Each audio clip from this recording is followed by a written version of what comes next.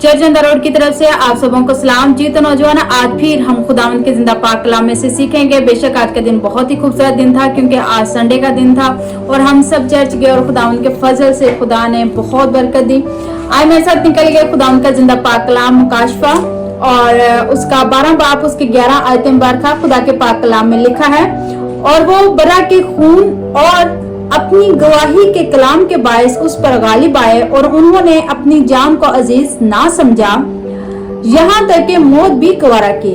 आमीन। मेरे अजीज नौजवान बहनों और भाइयों, हम सब की जिंदगियों में जो भी गवाही है, वो गवाही सिर्फ गवाही नहीं है, वो गवाही जो है बहुत सी जिंदगियां, ऐसी जिंदगियां जो नाउम्मीद हो चुकी हैं, जो जिनकी जिंदगियों में कोई भी अब उम्मीद बाकी नहीं है। जब वो उस गवाही को सुनते हैं, आप समझते हैं शायद कि हमारी जिंदगी में कोई गवाही नहीं है, लेकिन हर एक इंसान उसकी जिंदगी में, चाहे नाकामी से दोबारा उठने की गवाही है उसकी जिंदगी में, टेस्ट मनी हर एक की लाइफ में होती है।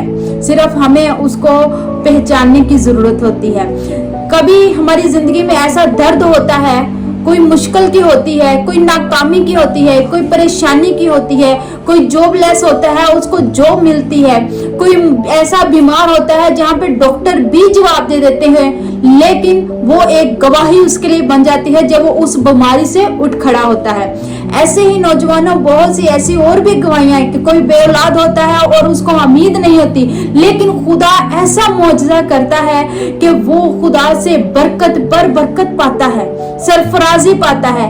ऐसी गवाहियां आपकी जिंदगी में भी है, तो कभी भी उसको छुपाए ना, क्योंकि खुदा ने जो गवाही आपकी जिंदगी में रखी है वो आपके लिए बरकत है। वो सिर्फ आपके लिए नहीं है, बल्कि बरकत दूसरों के लिए भी है। क्योंकि खुदा ने बरकत इसलिए नहीं दी कि वो सिर्फ हमारे तक महदूद रहे, बल्कि खुदा ने बरकत इसलिए दी कि वो बरकत जो है वो दूसरों तक भी जाए।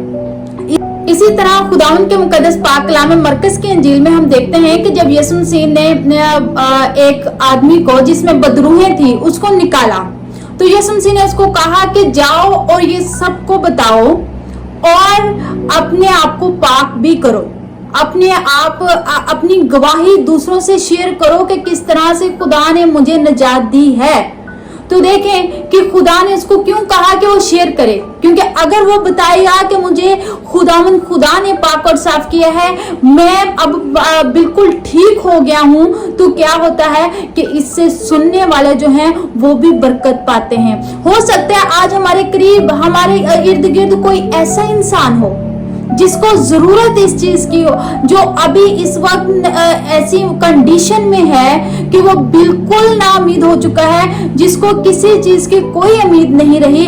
लेकिन अगर आप अपनी टेस्ट मनी उससे शेयर करते हैं तो उसकी जिंदगी बदल सकती है, उसकी जिंदगी में एक नई बहार आ सकती है।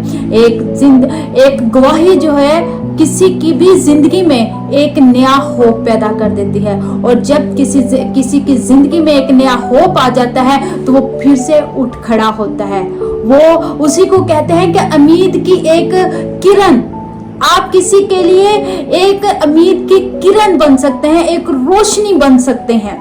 तो मेरे अजीज नौजवान बहनों और भाइयों, चर्च ऑन द सिर्फ ये नहीं चाहती कि अच्छे मुकर्रर करता हमारे पास लोग हों, हमारे पास ऐसे डॉक्टर हों, प्रोफेसर हों, लेकिन वो ये भी चाहती है कि आपके पास एक अच्छी गवाही भी हो।